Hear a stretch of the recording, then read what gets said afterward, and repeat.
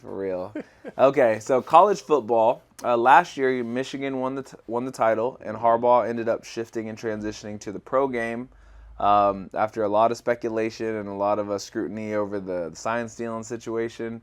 But now you've got so much media that's placed around Colorado football. You know, Deion Sanders is there. Deion Sanders' son, who's a very good quarterback, is there. Travis Hunter, who, if not the best player, one of the best players in the league. He's a Heisman candidate. Colorado has a lot of buzz, but Colorado's not even in the top 25. So Colorado's been playing well. They've been doing what they should do in terms of just moving forward and moving upward. Nobody can say that from when they took over the program that Colorado has stayed. I believe they were 1-11 before Deion Sanders took over the program. Yeah. And last year, although they caught fire early on and then hit a really long skid, they had a better season than the year before. This year, they've already started better, than a season than the year before. 4-1. So things are progressing forward. They've got a couple more recruits in there, another season under their belt with the Colorado fanship. What are your feelings on Colorado football? I think they're just improving. I think they're a slow burn, though. We got to be patient with them. I think Hunter's for sure Heisman candidate, very good player. And I think it's still going to take them some time to get into the top 25 just because, I'm looking at their schedule here and they're not really playing anyone who's ranked other than Kansas State and Utah. Yeah, so that's the rough part. To me, I'm always looking at, okay, what is on your schedule, how many teams are in the top 25 you get to play against. And once again, this is college, so it's strength of schedule. So as a coach, if I can kind of get out of the division or whatever, or hopefully you're just in a strong division where you can play against a lot of top 25 teams, that's where you're going to get into the top 25 and move up into the top 25. So if they can do that, but I still think they got to really go undefeated in order to be in a good spot. Yeah, it's tricky because I look at this whole, longevity of the situation, and anybody who's smart, who's in Deion Sanders' position is going to say, I'm Colorado all day. I'm here, just like you've seen Nick Saban say in the past with the Dolphins, or all these other coaches in the past, who said, I'm going to be here. I'll never forget that. Yeah, whatever the case. But you have Deion Sanders, as he should, no, I'm here, I'm in Colorado, but let's say Shedeur Sanders and Travis Hunter end up getting drafted. Does Colorado just go right back to bottom of the barrel, or does Colorado continue the momentum, and can they start to be a team who's eventually playing in the college football playoff? Is all this built around, I'm Deion Sanders, I'm a high-level and a high-profile person and player, I want to get my son, to the top of the food chain in terms of he was playing at a HBCU, and now he's playing at a Division I school, and we're going to get this cachet and this notoriety, we're going to get his money up with the NIL, we're going to get him as the first number one pick, and yada, yada, yada, and Travis Hunter as well? Or can you see this becoming a thing that's a little bit more long-standing? Can you see Deion Sanders staying with college football? Can you see him becoming a person who stays with Colorado as opposed to jumping to one of these bigger schools? And can you see Colorado ending up being a team who's in that top 4 of college football players without Shedeur Sanders and Travis Hunter? You know what I was thinking about? I would not be surprised if maybe he sat in for another year or two, because everybody knows he's about to get a ton of transfers every year that are going to be better and better. But I would not be surprised if he got that offer from Bama, come through, and then he goes over there and he sits in and he does his thing over there. I would not be surprised if he went to a bigger school, bigger money, maybe after his kids left or right before they go pro, and he gets to the big check and goes to the real big school. Yeah, it's so interesting to find out. And that's actually something I like about him. He's not predictable, He's naturally a person who's not going to turn down a bag. It's been that way since he was a player. He's not a person who's going to turn down more cachet, more notoriety, more opportunity for the cameras to see his kids and the team he's going to play. And that should be admired.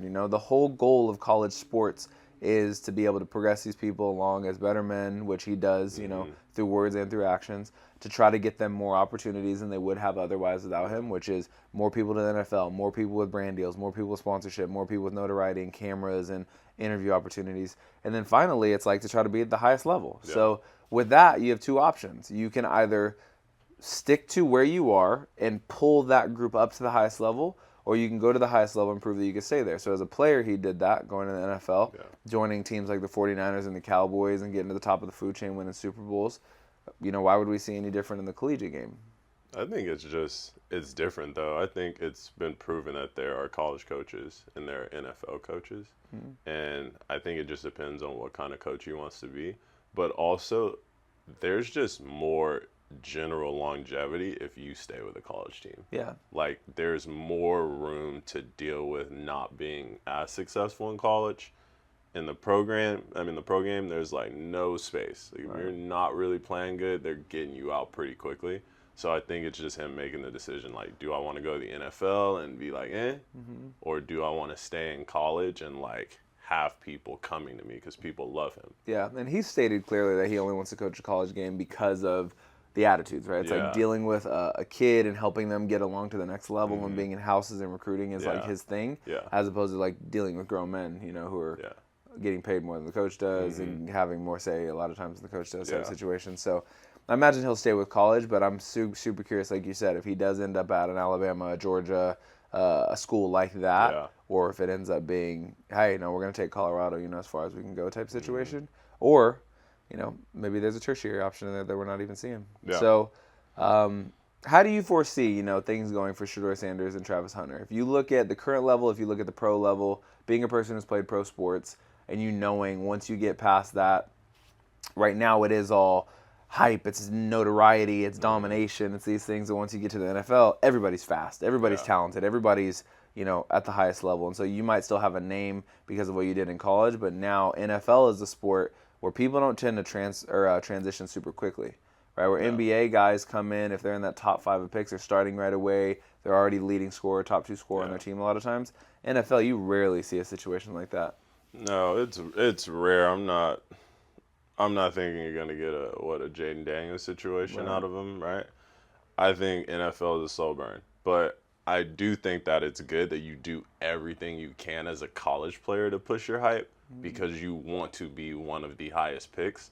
Just because there's a higher chance you stay in the league a little bit longer, there's a higher chance that NFL teams are going to want to keep you even if you're not playing as good. They're like, you were a second round pick, your first round pick, like, I'm going to let you sit for 3 or 4 years and kind of improve. And I think that would be good for both of them to like push the hype, first, second round pick, and then, okay, I'm going to have to do my thing. But in the NFL, it's like, it's going to be slow, and then be ready to progress and push by your 3rd or 4th year. Right. So, no doubt. Like that. Yeah, I'm real curious to see this whole, a lot of people are having the back and forth of, is Travis Hunter going to play both ways, the next level, how hard that would be, going against the best players and that kind of thing. That's so hard. You just find, though, every generation there's somebody who does something that you never expected. LeBron James right now in basketball, like 22nd season, one of the best players in the league, leading the MVP of the Olympics, like playing with his son now, which we're going to get into. But you have a situation now where at Colorado, it's all the pieces have come together. You have Deion Sanders, cachet, all this stuff. Deion Sanders' son, potentially the number 1 pick or a really high pick in the NFL draft. Travis Hunter, potentially the Heisman winner. And, you have this whole swirling deal that creates all these media headlines and opportunities and buzz. So curious to see like how it all shakes out in terms of this season in college football, if there's like some popcorn moments. And then in the pros, what's it going to be like type of situation. Okay. So Alabama, has had a slip up recently, losing to Vanderbilt after having a really big win against Georgia. So what does that show you? Transitioning on from Nick Saban, Alabama being probably the most storied franchise in college football at this point right now, at least within the last 15 years. Yeah.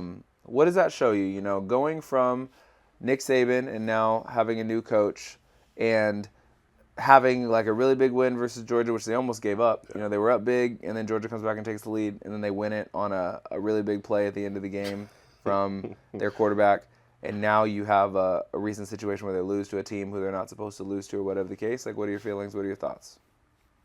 it's just interesting. Like, you know, what I was thinking about the guy that I played with. I believe it's Woody Quinn, and a guy that I played with for volleyball. He actually went to Tennessee and was on the Tennessee team that also beat Alabama a number of years ago. And I don't even think that Tennessee team was ranked, or if they were lowly ranked. Right. And it's kind of that same situation where anybody can win the same way they say, like on any given Sunday or any given Saturday. Like any team can come out and win if they're hot. And it's pretty bad you let Vanderbilt win, because Vanderbilt is like terrible. And I think they're like, what is it, 0-60 against top 25 teams or something like that, and usually gotten beaten. So it's more of just like a letdown. They probably came in after beating Georgia and they were like, we just beat Georgia, like we're good. And probably weren't taking practice very seriously, weren't taking game plan very seriously, and then they come in and they get beat by Vanderbilt, which is highly embarrassing, because I don't even know where they're ranked. They got to be probably under top 50, under top 75 teams in the country. And so coming through with that, I'm like, you guys got to hold who you are. You guys got to hold the standard, but if Nick Saban's there, not there, then you most likely can't do that. Yeah, to me it's and again, I have no idea how Kalen DeBoer coaches, and I'm not gonna act like I do. What I'm gonna speak about is like separately from that situation. What I see a lot is just an underestimation and an underappreciation of like how important coaching is, you know, in general. I see that in sports. So often we're in this era where we talk about the players, the teams, whatever the case, and like if you look in history, the success of most teams and most players is predicated on the coach. If you look at Michael Jordan in basketball, Michael Jordan wasn't winning anything until Phil Jackson got there. If you look at, and same thing for Kobe Bryant. Yeah, same thing for Kobe Bryant. If you look at NFL, Tom Brady, like Bill Belichick was right there during that whole process, minus like the one in Tampa Bay. It's like there was a consistent coach. It wasn't like I'm winning with all these different coaches. And LeBron James, although he started off his career losing a lot of the finals that he went to when he went to 10 straight finals, he had a lot of different coaches and a lot of different turbulence. But if you look at any situation where it's consistent with the coach, or you have like a really highly touted coach, usually the progress is following that. So Alabama's success, Nick Saban was rock solid there the whole time, and you got Popovich with the Spurs. Yeah, I mean all these examples you can go to, and in every sport too. But if you look at the Nick Saban-led teams, the reason that there wasn't a lot of losing to unranked teams, except like you mentioned, there's a Tennessee, there's a slip up here and there all the time, but you do have this energy from the highest level coaches that they keep you on this like track, even when like the team's going to steer away a little bit, or the team's going to be youthful, or the team's going to shift their focus. The coach can like pull that team back to the track. It's not to say this new coach can't. You know, it's his first year. They're a couple games in. You know, they lost by 3 points, but that ability as a coach is the number one ability to be able to keep a job long term, to be storied, to be remembered, to be historic.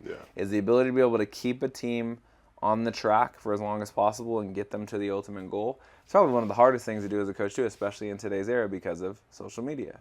I couldn't imagine doing it once again with a football team. You got the biggest team besides like a track team, like 100 or 80 people. You're like, we must be able to keep that same deal, and we must be able to keep that same standard, which is super hard because everybody wants to do their own thing. It takes a specific coach who knows what they're doing in order to make that happen. Yeah, I mean, you and I can look at our pro season and even like look at the season we played together internationally, and we had a team of 12 people, right? And there's even turbulence in that situation at times. Like being able to keep 12 people on the same page, being able to keep 4 people on the same page, like throughout a season, that we can like literally look at the season we played together and go, there were matches lost because of a lack of the coach being able to keep stuff steered with the whole group, you know, in a straight line, and being able to gain understanding and camaraderie and, you know, team unity type situation. So to have a team that has 80 plus people on it, plus a staff, plus the outside world looking in on it, plus all these things, like there's a lot of variables to it. So it's impressive, you know, when a coach does have the ability to do that. That's rough. It's impressive. So